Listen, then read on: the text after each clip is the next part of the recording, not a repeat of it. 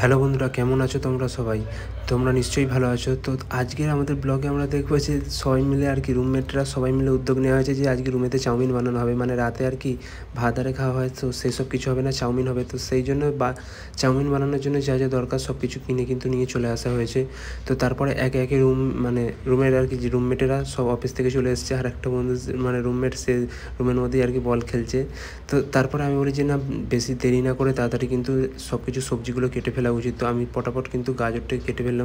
গাজরটি কেটে ফেলার পরে আমি দেখছি আর একজন রুমমেট চলে এলো। আসার পরে তাকে বলছি যে ঠিক আছে, তুই তাড়াতাড়ি টিফিন করে নে, একসাথে আর কি সব সবজিগুলো তাড়াতাড়ি কেটে ফেলবো। কেননা চাউমিন বানানোর জন্য কিন্তু সব কিছু সবজি তাড়াতাড়ি কাটতে হবে, কেননা এত রকমের সবজি ভাজতে হবে। তারপরে এতজনের চাউমিন, বুঝতেই পারছো, সবাই মিলে একসাথে খাওয়া হবে, অনেকটাই চাউমিন দরকার। তো তারপরে আমি গাজর কাটা হয়ে যেতে বিটটাকে কেটে ফেললাম। বিটটা কাটার পরে সেদিকে আমাদের রুমমেট সৌম্য, সে কিন্তু কাটছে বিনস কড়াই। তো বিনস কড়াইগুলো ছোটো ছোটো করে কেটে নিচ্ছে। আর তার সঙ্গে সঙ্গে কিন্তু আমি এদিকে বাঁধাকপি নিয়ে বসেছি। তো চাউমিনের মধ্যে বাঁধাকপি দিলে খারাপ লাগে না, তো সেই হিসাবে আমি বলি না, বাঁধাকপি আনতে বলেছিলাম, তাই বাঁধাকপিগুলো কিন্তু ফটাফট আমরা কেটে নিলাম। কেটে নেওয়ার পরে ওরা বলছে যে প্রচুর খিদে পেয়েছে, অফিস থেকে এসে কিছু টিফিন করে নেয়, তাই জন্য ওরা টিফিন করে নিচ্ছে। আর আমি বলছি ঠিক আছে, ততক্ষণ আমি সবজিগুলো কেটে নিচ্ছি।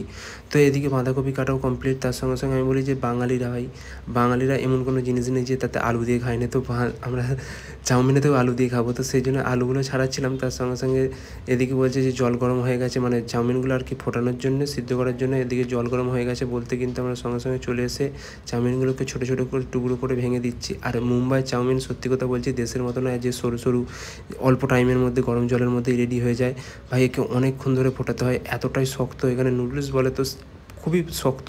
তো সেই হিসাবে ভালো করে গরম জল ফুটিয়ে ওখানে ভিজিয়ে দিলাম। দেওয়ার পরে আমি এসে বাদবাকি যে আলুগুলো কাটতে বাকি ছিল পটাপট কিন্তু কেটে নিলাম। নেওয়ার পরে আমি বলছি যে কাঁচা লঙ্কাটা কিন্তু আমাদের রুমমেট অরূপকে তাকে কিন্তু কাটতে দিয়েছি, কেননা কাঁচা লঙ্কা কাটলে এত পরিমাণ কাঁচা লঙ্কা কাটতে হবে, তার সঙ্গে সঙ্গে কিন্তু বিশাল হাত জ্বালা করে।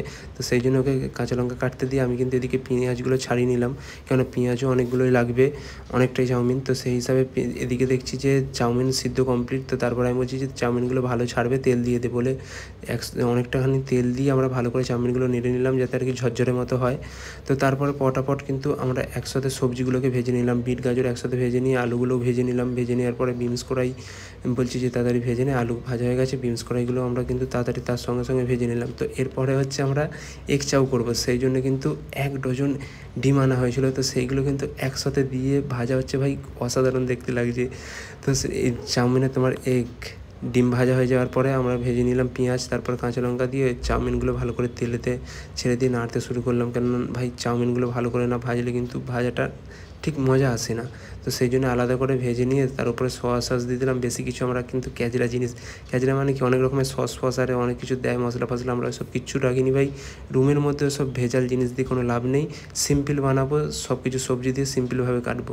তো ওইদিকে চাউমিন হয়ে গেছে কমপ্লিট। তার সঙ্গে সঙ্গে আমরা কিন্তু স্যালাড কেটে নিই, কিন্তু সবাই মিলে একসাথে গোল হয়ে খেতে বসে বললাম। ভাই একসাথে খাবার মজাই আলাদা কিন্তু রুমের মধ্যে। তো তারপরে আমার রুমমেট, সে কিন্তু ভাগ করে দিচ্ছিলো সবাই ডিশের মধ্যে। তারপরে সবাই মিলে খুব এনজয় করে কিন্তু একসাথে রাতের খাবারটা সেরে নিলাম, চাউমিন। তো কেমন লাগলো অবশ্যই ভিডিওটি কিন্তু কমেন্টে জানিয়ে দাও।